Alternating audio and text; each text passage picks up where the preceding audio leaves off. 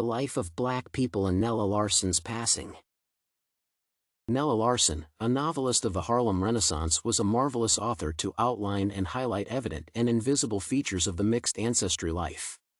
Her book Passing is a very prolific work that showcases post-war society and what it meant to be born black, possible hardships that continuously follow because of one's origin.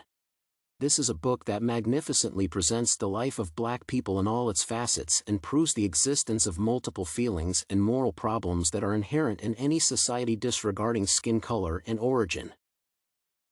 This is a story about two African American women named Claire Kendry and Irene Redfield, brought up in the same conditions, though they have different adult lives further on.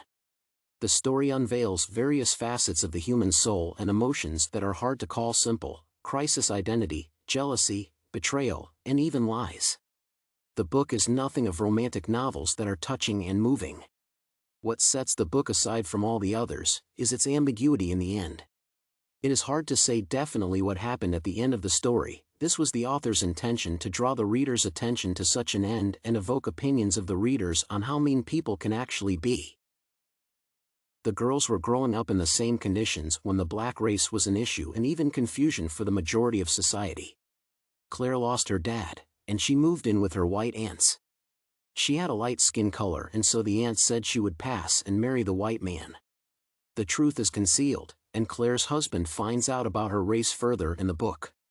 Claire leads a completely different life from what Irene does. The latter character devoted her life to racial uplift and got married, as well.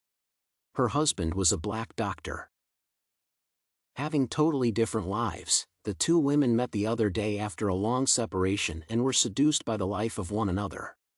This is a splendid scene included in the book that gives a precise understanding of what the human being actually is. It is unbelievable how one can fight for rights and freedoms and then get absolutely jealous of the life of someone who does not want those freedoms. Irene meets Claire and accuses her of being a traitor because she chose to pass as a white woman and married a white man.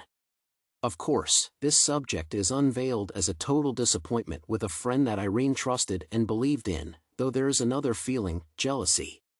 Although Irene has been contributing to her society throughout her life, looking at Claire reveals her desire to be like Claire somewhere deep inside. Irene has a light skin color as well, and she sometimes uses that, though she would never have enough courage to abandon the background and start another life. That is why the scene when Irene latently envies Claire is double-sided and extremely interesting, because virtue and jealousy are fighting each other in Irene's soul.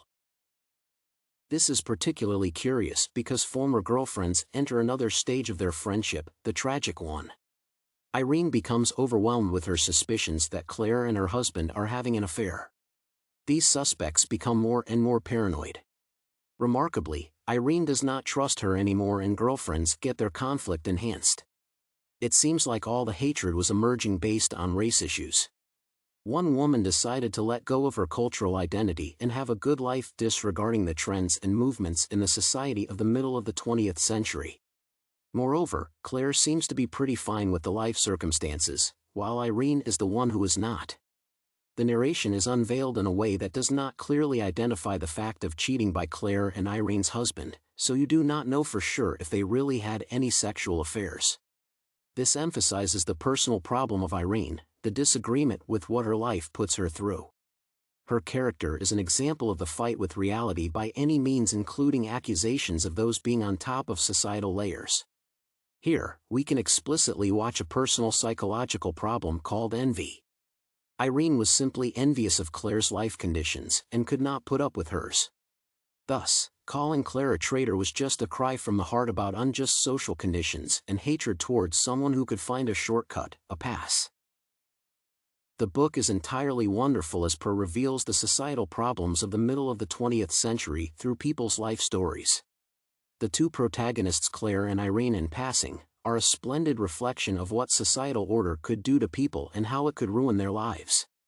This book by Nella Larsen has won its deserving recognition among the readers of the modern world because of the eternal issues that arise disregarding times, jealousy, and identity crisis. The ambiguity that became a tempting reason to recommend the book to friends and read it over again is a feature of the story. You cannot really tell if Irene killed Claire, but the obvious thing is that the lives were already ruined way before the window accident.